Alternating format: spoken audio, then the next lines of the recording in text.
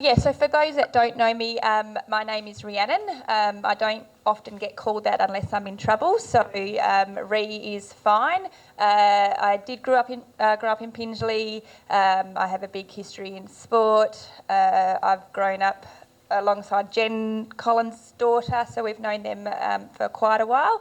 And it is very much community life in Pingelly is it is just a typical country town. So we all live and breathe sport and community. We're all actively involved in many different things.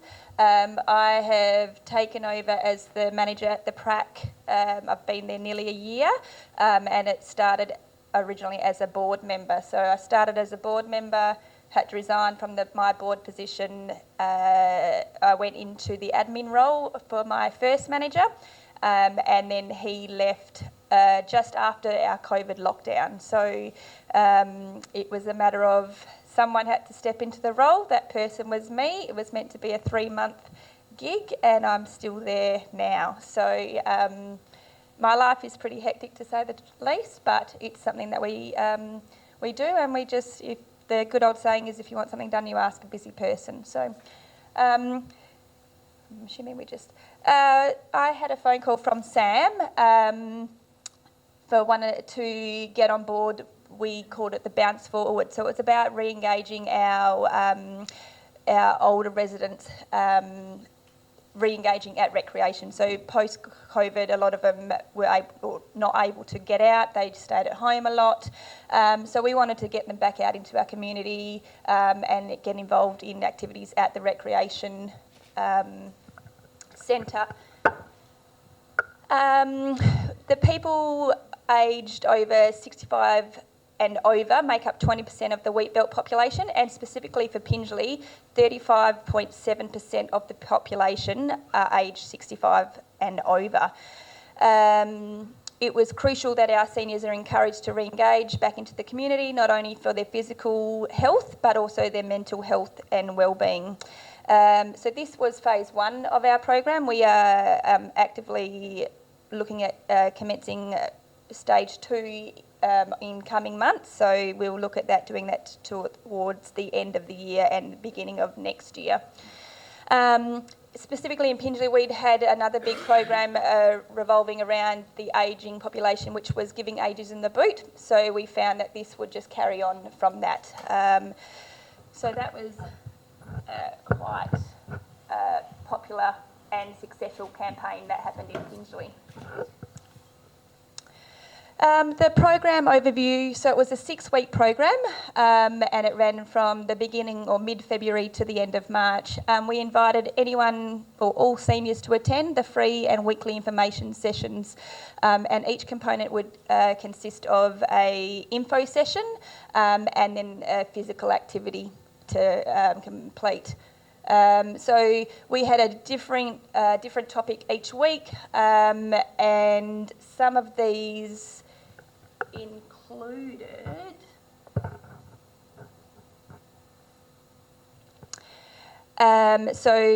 we organised our local pharmacist to come up and discuss different medications, what the implications of taking too many, or the what can happen when they forget to take them, the ease of the Webster packs, just making their life a lot easier, having the help of our local pharmacist. The physical activity for that one was just stay on your feet. So we've got an active group in Pingelly every week, every Tuesday morning, rain, hail, shine, they're there and they're walking. They predominantly use our big indoor court. The other day it was so cold in there that they were outside walking the laps of our PRAC centre. So it was, they're fantastic. We've got a range of ladies, some are older, some are young, some are have a disability. There was one there with their walker. Doesn't matter, they're there every week. So mental health and the standard drinks, that was quite an interesting session with the standard drinks. We all, don't mind having a drink at night, but it was quite fun and games when we asked them to actually pour their standard drink, and they were quite surprised at what they maybe should be having a little bit less. Boot skirting's a bit of fun.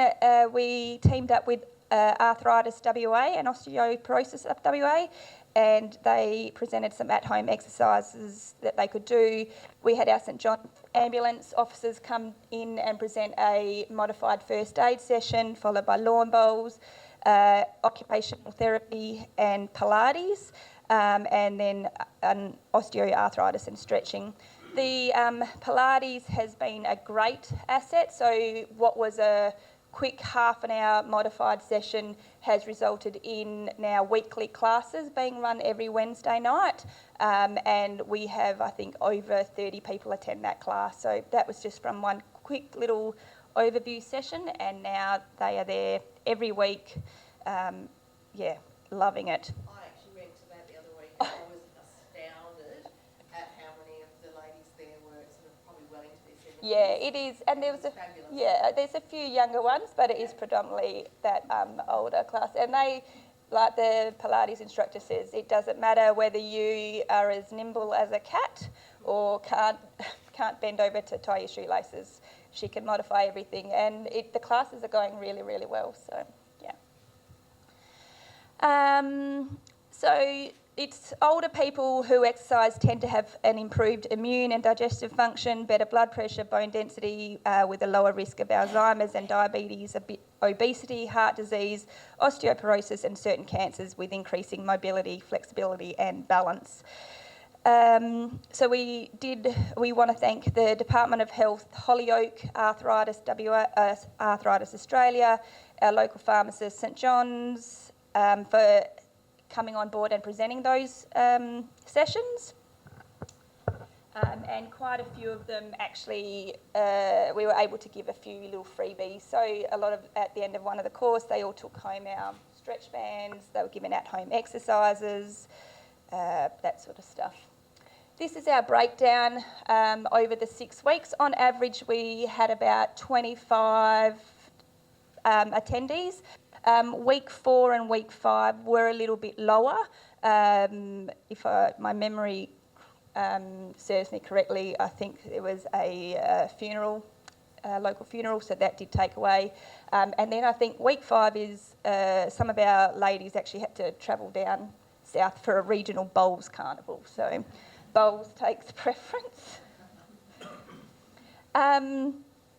It was predominantly, well, it was, as you can see, it was all female attendees. The phase 2 of our next program is we are actually looking at how to attract those, the males, because I don't know whether anyone's had any other success, but trying to break into that male genre and get them to actually attend is quite difficult. So whilst we kept hearing from the wives and everyone that, oh, this is so relevant to my husband, he really should be here, not a chance. So having it on the bowling green, yep, we could have it. If I'd supplied beer, I'd probably get them there as well. But that is a barrier that we're trying to break, and Sam and I have been discussing taking the next sessions off-site and going to our men's shed, and trying to incorporate our bowling club as well. So it's just trying to find different avenues to break those barriers to our guys.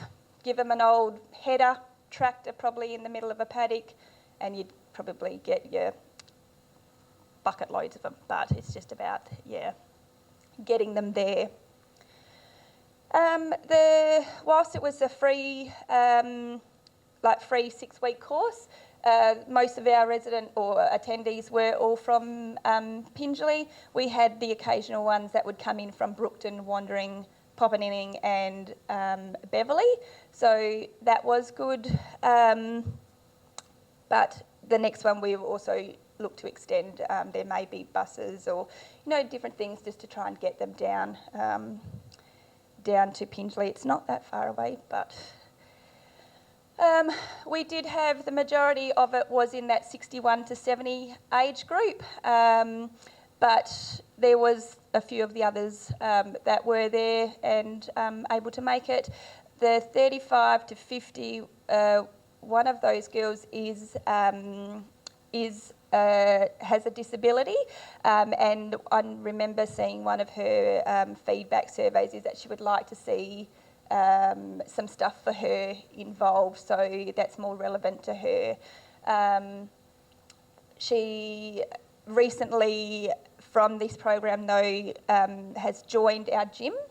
So she felt comfortable enough, she's joined up with one of her carer friends, but she's got outside the box and has come and joined our gym. So she's there most weeks, just, you know, walking along on the treadmill, just getting out. She said, no, it's time I did something. So that was really pleasing to see. From the survey responses, they're just some of the things I'd like to see: an increase understanding, anything to increase the understanding of the ageing process.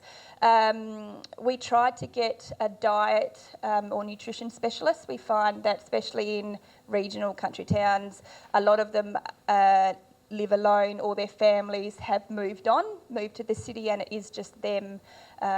So they find that they just eat what's easy. So easy is buying a packet meal or nothing really. So it's, we tried to get someone from primary health, but they're actually busy. So that is a big component of what the next one will be about. So they can still eat, the good foods, but still make it easier for their lifestyle while they're maybe by themselves. Exercise benefits, food labelling, social interaction. We hear it all the time in regional communities. You know, we all live isolated away from everyone. Social interaction is a huge part of our life now. God, my kids are better on social media and the computers than what I am probably. But I get my mum to do something and it's like, Mum, it's not that hard. So for the other generation, it's even worse again. So they all get a little bit scared by that. Social interaction, social media. So it's about showing them and guiding them how they can still be involved in that. It's nothing better than seeing my grandfather-in-law, who is 98, and they live in the city, but seeing his face light up when he can talk on the laptop or our iPads to our two grandchildren. So it's, you know, and he's just amazed at that interaction. So how to use the gym equipment safely, more preventative disease information.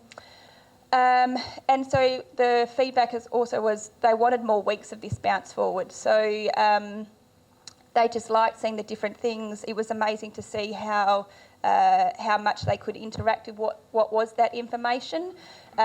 Whilst each info session was only meant to be half an hour, it was pretty much a lot longer than that, just with the questions that were asked. And that was pretty much it. I don't know whether I have gone under time, but I'm talk quickly. But if anyone's got any questions, but I would like to thank Sam for all her help with getting that program up and running. We are really looking forward to the next phase that's being implemented come towards the end of the year.